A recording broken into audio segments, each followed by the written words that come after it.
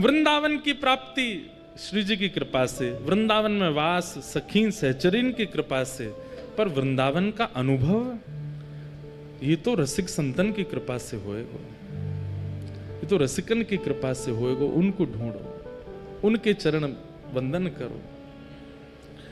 और ऐसी ही कृपा हुई हमारे श्री प्रकाशानंद सरस्वती जी के ऊपर श्री चैतन्य महाप्रभु के।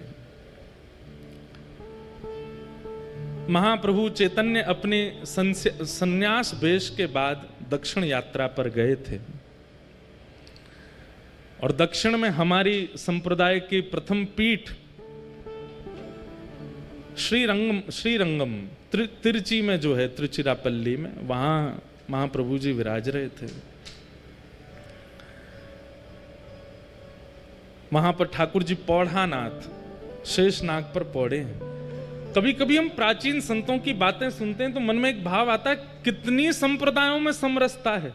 और आजकल देखो महाराज जी, आजकल लोग हमको ही डांटते हैं, आप श्री वैष्णव हो, आप हरिदासियों की बात क्यों करते हो मंच से, आप हरिवंशियों की बात क्यों करते हो, आप गौड़ियाओं की बात क्यों करते हो। क्यों ये सब भाव आते हैं? प्राचीन काल के आचार्यों के भाव सुनो, कहीं भी उनमें ऐसा मतभेद नहीं है कि ये हैं इनसे हमने सब एक दूसरे के संग। अब हरिराम व्यास जी, वो तो स्वामी श्री हरदास जी के पास इतने विराजमान रहते, जबकि स्वयं हितरवंश महाप्रभु के अनुयायी। अपने पुत्र को तो दीक्षा ही उन्होंने स्वामी जी से दिलवाई।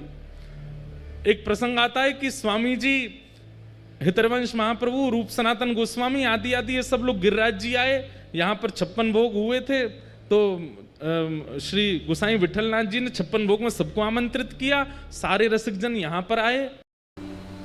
कई लोग ऐसे होते हैं, वो आपको बोलेंगे नहीं कि आपसे परेशान है, पर हरकतें ऐसी करेंगे कि आपको पता चल जाएगा कि आप परेशान हो। भोजन कर लो, मन नहीं है, चाय पी लो, इच्छा नहीं है, कुछ ठंडा पियोगे, नहीं, गला बैठा है। बोल नहीं रहे कि आपसे परेशान है, लेकिन अच्छा थोड़ा घूमने चलोगे, मन नहीं है। सो लो थोड़ी देर, बोले नींद नहीं है। पानी पियोगे, प्यास नहीं है मुझको। कुछ कहोगे, नहीं कुछ नहीं, बस। अब देखो इसमें ये स्थिति क्या है कि बोल नहीं रहे हैं कि परेशान है, लेकिन अपना व्यवहार ऐसा कर दिया है कि उसको पता चल ही जाएगा कि वो परेशान है। कई लोग ऐसा भी कर सकते हैं, ठाकुर जी के सन्मुख जाकर के बोल नहीं रहे, इंद्रेश जी मना करके गए थे, बोलना नहीं है, कष्ट कितना है। पर मंदिर में जाके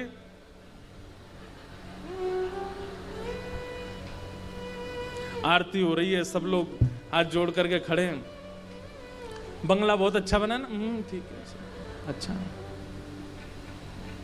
वृंदावन परिक्रमा चलोगे, चल रिक्शा में चलूंगा, पैदल नहीं। ठाकुर जी कहेंगे हमेशा तो पैदल जाता, आज रिक्शे में क्यों? अब ये हरकतों से आप बता रहे हो कि आप परेशान नहीं। होना क्या चाहिए कि थे तो आप दुखी। ये प्रेम की एक सर्वोत्कृष्ट स्थिति है कि आप थे तो बहुत पीड़ा में, लेकिन जब सन्मुख गए, ऐसे आनंद में गए, ऐसे नाचते हुए गए, ऐसे उत्साह में गए, ठाकुर जी को पता ही नहीं चला कि आप परेशान हो। उस समय ठाकुर जी सोचने पर विवश हो जाएंगे कि मैं जानता हूं कि इसकी स्थिति क्या है, पर ये कितनी प्रसन्न मुद्रा में खड़ा है, ये कैसे नाच रहा है, कीर्तन सुन रहा है, कथाएं सुन रहा है, परिक्रमा लगा रहा है, दंडवत प्रणाम कर रहा है। कल रात्रि भोजन नहीं किया है इसने, आज सुबह नाश्ता नहीं मिला इसको, अभी रहने की व्यवस्था नहीं हुई है, वापस जाने के लिए किराया नहीं है इसके पास, लेकिन उत्साह देखो। ये उत्साह आवश्यक होता है। एक बालक अभी मुझे मिला नासिक में, मुझे तो बहुत अनुभव, मैं जो कथा में सुनाता हूं ना बातें, ये सब मुझे पता चलती हैं, तो मैं कहता हूं। एक बालक मिला अभी, वो बोला महाराज जी मैं गांव से कुछ रुपए थे मेरे पास, तो मैं पंढरपुर दर्शन करने चला गया। मैंने कहा फिर? बोले पंढरपुर दर्शन करने के लिए गए तो कुछ ऐसी योजना बनी कि उसका धन जो था वो पंढरपुर तक पहुंचते पहुंचते खत्म हो गया सारा। अब उस पर इतने भी नहीं है कि वो मंदिर में चढ़ा सके, इतने भी नहीं है कि वहां कुछ खा सके, इतना भी नहीं है कि वापस घर आ सके। बोले महाराज जी 50 रुपए बचे थे बस मेरे पास। तो बोले मैं तो बस इस विश्वास से गया था पंडरीनाथ सब मंगल करेंगे। बोले बिल्कुल चिंता नहीं थी, बिल्कुल टेंशन नहीं थी मन में, वापस कैसे जाऊंगा, क्या होगा। सोचा सब पंडरीनाथ भगवान आनंद कर देंगे, मुझे तो एक बार झलक दिख जाए। बोले लेकिन आप कथा में कहते हैं कि ठाकुर जी को जब पता चल जाए कि ये इसके पांव में लगी है तो रास्ता और दुर्गम बना देते हैं। ले अब चल के दिखा, एक तो तेरे पांव में लगी, ऊपर से गड्ढा और कर दिए रास्ता में। बोले मैंने कि फिर क्या हुआ। बोले महाराज जी मैं लाइन में खड़ा था दर्शन की, तो जैसे मंदिर में प्रवेश करने लगा इतने में एक व्यक्ति आया, आकर के बोला वो दुकान दिख रही है। बोला हाँ वो मेरी दुकान है, वहां छोटे छोटे पंडरीनाथ भगवान हैं, विठल भगवान है। आज सुबह से मेरी कमाई नहीं हुई है, बोनी नहीं हुई है, आप एक ले लो। और बोले महाराज जी उस समय मन में ऐसा आवे कि स्वयं पंडरीनाथ कह रहे हैं कि मुझे ले चल, और मुझ पर पैसा ही नहीं है उनको देने का।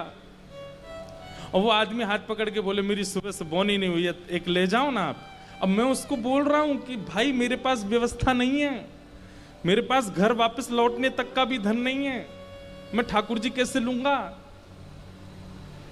वो कह रहा है वो हम देख लेंगे, आप पे जितना हो उतना दे दो, लेकिन ठाकुर जी ले जाओ। मैंने कहा मैं दर्शन करके आता हूं फिर देखता हूं। बोले दर्शन करने गया तो दर्शन करके मैंने कहा हे पांडुरंगा मैं घर चला जाऊं यही बहुत बड़ी बात है, बाहर आपने एक व्यक्ति खड़ा कर दिया अपने स्वरूप के लिए, कैसे उसको क्या दूंगा, मेरे पास है ही नहीं।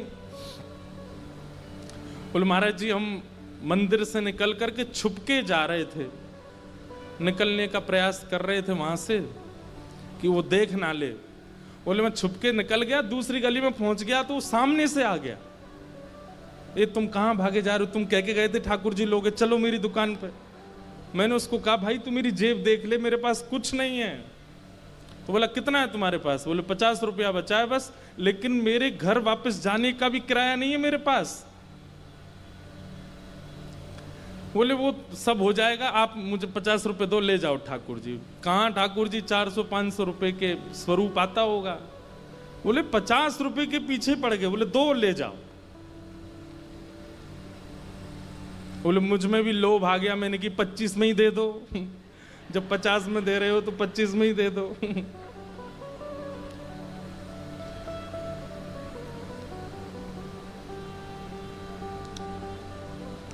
ले लिए ठाकुर जी।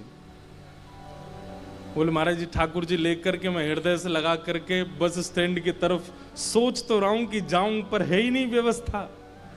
लेकिन एक बार भी मन में ऐसा नहीं आया कि कहूं ठाकुर जी से कि कोई व्यवस्था करो।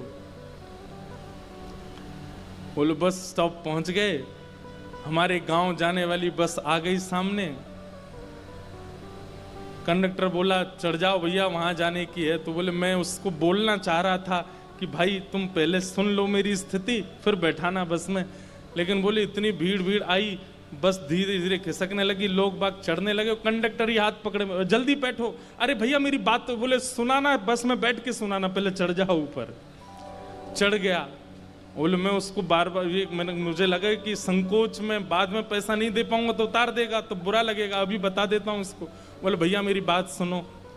बोले मैं उसके पीछे ही पड़ा रहा, वो मेरी सुन ही नहीं रहा था। मैं बार बार उसको बोलूं भैया मेरी एक बात तो सुन लो। बोले रुक जा अभी पीछे टिकट काट के आता हूं। बोले पीछे चला गया, कहीं बैठ गया, फिर पीछे जाके किसी से बात करने लगा। मैंने कहा भैया मेरी बात तो सुनो, मुझे आपको एक बात बतानी है। बोले इतने में तो आधा रास्ता पार हो गया। वो बोलता है कि अभी एक जगह बस रुकेगी चाय पीने, वहां बताना मुझे। वो बोले ना वो मुझसे पैसे मांग रहा है ना मेरी सुन रहा है। बोले वहां में उतर गया तो उसका पेट खराब हो गया, वो वॉशरूम में ही बैठा रहा बहुत देर। तो बोले वहां से निकल के आया, बस चलने का समय फिर बैठ गया। मैंने उसको फिर कहा भैया आप मेरी बात सुन लीजिए, बाद में आप मुझे नाराज। बोले फिर पता नहीं क्या कारण बन गया, कभी कहीं चला जाए कभी कहीं। बोले मेरी सुनी ही नहीं, मुझसे बोला चुपचाप बैठे रहो मैं बात करूंगा बाद में। बोले जब मेरा घर 5 मिनट की दूरी पर रह गया तब आया मेरे पास। अब बताओ क्या कह रहे थे तुम। भैया मैं ये कह रहा था, मेरे पास बस 20 रुपए पड़े हैं और बस की टिकट 200 रुपए की है, मैं देने लायक स्थिति में नहीं हूं। वो तुरंत बोलता है, बोले तुम चढ़े क्यों बस में? बोले मैं तो मना कर रहा था, आप ही चढ़ा ले गए। बोले फिर वो ड्राइवर से बोलता, बस रोको, इसको उतार दो यहीं पे। बोले जहां उतारा था वहीं मेरा घर था पास में। बोले उतर के मैं घर पहुंच गया प्रेम से। मैंने कहा भाई तुम्हारी जय हो। ऐसे ठाकुर जी। अब वो रोवे सो रोवे, बताते बताते और अपनी स्थिति कहते, ऐसे ठाकुर जी। इसलिए इनको केवल आप बातें मत समझा कीजिए कि बस कोई आया मंच पर बैठ करके सुना के चला गया। एक बार पालन करके देखिए, आप स्वयं अनुभव करेंगे कि परिवर्तन दिखा है मुझे।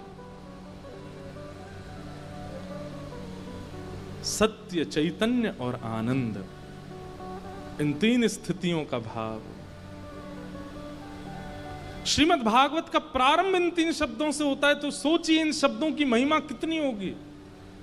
सत्य नजरिया, चैतन्य बुद्धि और आनंद स्वभाव। मत बताइए ठाकुर जी को कि आप पीड़ा में हैं। ऐसा प्रिटेंड करो कि नहीं आप बिल्कुल ठीक हो, कोई दिक्कत नहीं है। ये प्रेम है।